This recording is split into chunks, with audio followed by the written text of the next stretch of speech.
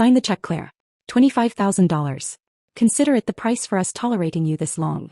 My Uncle Silas didn't even look at me as he pointed a manicured finger at the auction block. He had just bid money he didn't have on a prize bull solely to feed his ego, and I was the designated wallet. Beside him, my cousin Beatrice shoved her phone in my face, the live stream counter ticking up. Look guys, she laughed, zooming in on my trembling hands. The family charity case is finally paying her dues. I stood frozen, the checkbook heavy in my hand, while the entire Texas elite watched me pay for a vanity project that would bankrupt me. Have you ever been forced to pay for someone else's ego? Tell me your story in the comments. I read every single one. I signed my name. The ink looked black, but it felt like blood. $25,000. That was the down payment for my veterinary clinic. That was my freedom. Gone in a single second because Uncle Silas couldn't bear to lose a measuring contest with a neighbor. My name is Clara and I am 28 years old. I am a licensed doctor of veterinary medicine, top of my class, capable of performing complex surgery on a 2-ton animal. But in this family I am simply the spare part. The one they keep around to fix the messes the thoroughbreds leave behind. As I handed the check to the auction clerk, I saw Silas winking at his friends. He didn't even say thank you. He just snapped his fingers at me. Go check the trailer, Claire. Make sure my investment is comfortable. His investment. Bought with my money. You might wonder why I did it. Why I didn't just throw the pen in his face and walk away. It's a valid question. But abuse isn't a sudden explosion. It is a slow, methodical erosion. Psychologists call it the trap of normalized cruelty. It's when a family unit slowly desensitizes themselves to their own malice. It starts small. A forgotten birthday. A snide comment about my clothes. A demand to work on Christmas while they opened gifts. Over 20 years they didn't just learn to treat me like a servant. They learned to believe it was the natural order of things. To Silas and Aunt Marion, hurting me isn't cruelty. It's just how the world works. I am the resource. They are the consumers. You don't thank a hammer for driving a nail, and you don't thank Clara for draining her life savings to save the family name. They had successfully trained me to participate in my own destruction. I had spent my entire life trying to buy my way into their hearts with labor, with obedience, and now with actual cash. I walked out to the loading dock. The night air was thick with the smell of diesel and manure. Inside the luxury viewing box above me I could see them. Silas was popping a bottle of expensive champagne. Beatrice was posing for selfies, the flash illuminating her perfect teeth. They were celebrating a victory they hadn't earned, paid for by a woman they didn't respect. I opened the trailer latch. The bull snorted, a massive heaving beast of muscle and instinct. He was scared. He was trapped. I reached out and touched his flank, feeling the heat radiating off him. We were the same, him and I. Prized possessions to be used until we broke. But as I stood there in the dark, listening to the distant laughter of my family, the fear in my chest began to cool.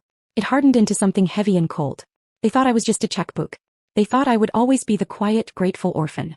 They were about to find out that even a domesticated animal will bite if you corner it long enough. The ride back to the ranch was silent, save for the hum of the tires on the asphalt. I sat in the back of the truck watching the fence posts blur by, while Silas and Marion sat up front, already discussing where to place the new bull's trophy in the den. When we walked into the main house, the air conditioning hit me like a slap, freezing the sweat on my skin. I tried to slip away to my room, the small guest quarters off the kitchen that had been my designated space for 20 years, but Marion's voice stopped me cold. Don't you dare walk away with that sour look on your face, Clara. You should be proud. Tonight you actually did something useful for this family. She stood there, slipping off her diamond earrings, looking at me with pure disdain. Silas poured himself a scotch, nodding in agreement. Your aunt is right. You moped through the entire transaction. It was embarrassing. If you're going to contribute, do it with a smile. We put a roof over your head. We gave you a purpose. I stood there, gripping the strap of my bag until my knuckles turned white. I wanted to scream.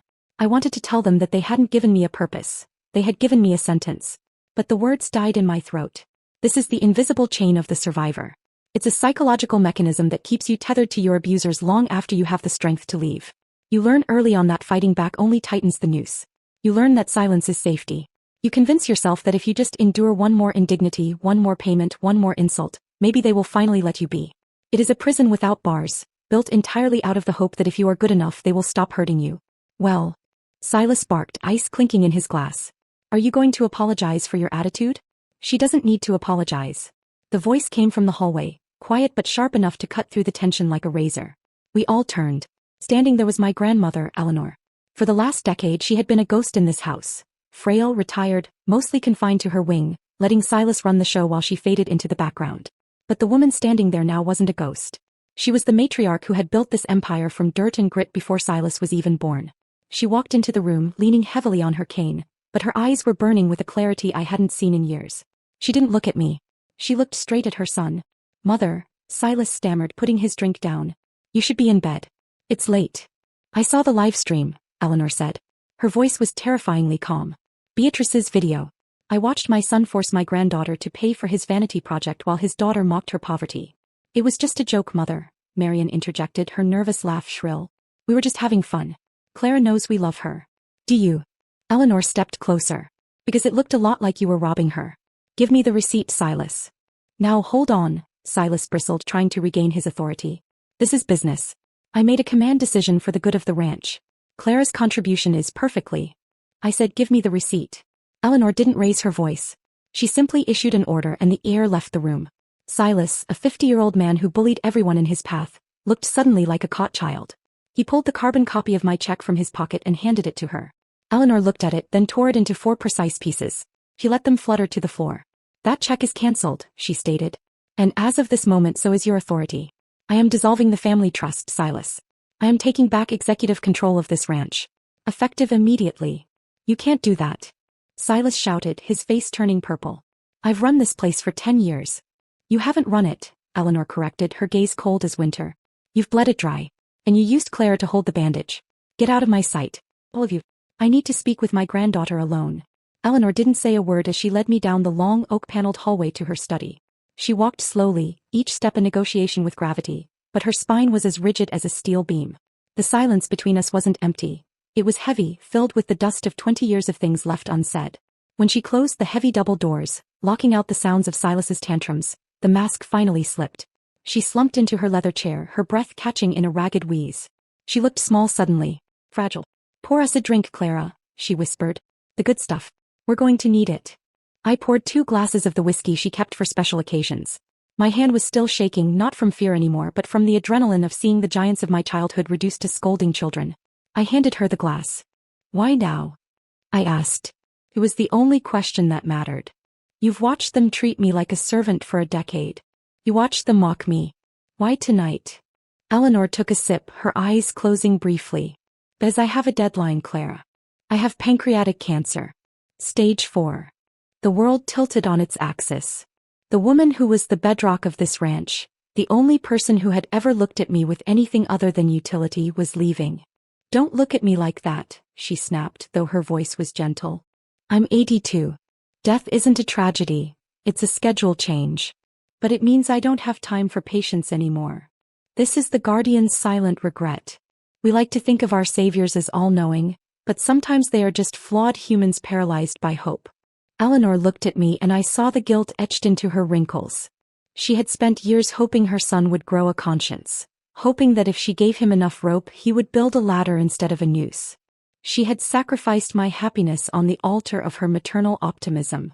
She had waited for a redemption that was never coming, and now, facing the end, she realized she had simply allowed the rot to spread.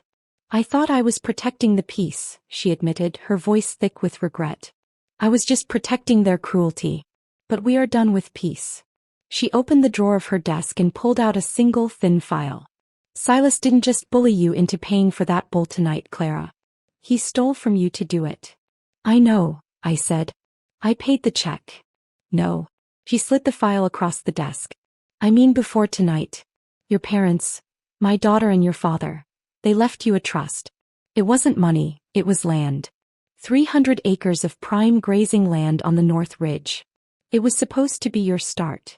I opened the file. It was a deed of sale. Dated 5 years ago. Signed by Silas as the executor. He sold it. The heir left my lungs. He sold my parents' legacy? He sold it to a developer, Eleanor confirmed, her eyes hard as flint. He used the money to renovate the main house and buy Beatrice that sports car. He liquidated your future to pay for his present. The rage that hit me then wasn't hot. It was absolute zero. It froze my tears before they could fall. They hadn't just been mean. They had been thieves. They had looked at a grieving orphan and seen a bank account to be raided. But that's not the worst of it, Eleanor said softly. The bull. The one he made you buy tonight. What about it? Look at the pedigree. I looked at the auction sheet tucked into the file. I traced the lineage back. The sire. The grandsire. And then I saw it. The name of the foundation sire. Obsidian King. That was your father's bull, Eleanor said. Your father spent 10 years breeding that line. He built it from nothing. It was his pride and joy. Silas didn't just force you to pay for a random animal, Clara. He made you buy back your own father's legacy with money you earned fixing the animals he breaks. It was a cruelty so specific, so tailored, it took my breath away. Silas knew. He knew exactly what that bloodline meant. He had taken my money, my land, and now he was mocking my dead father's memory for sport. I stood up. The glass in my hand felt heavy like a weapon. What do we do? I asked. My voice didn't sound like mine. Sounded like hers. Eleanor smiled, and it was a terrifying thing to witness. We don't do anything, my dear. We let them think they're fighting a war for money.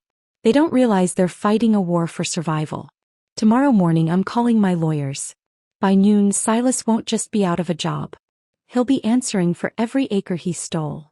The cease and desist letters arrived at 8 the next morning. By 8:05 every family credit card was dead.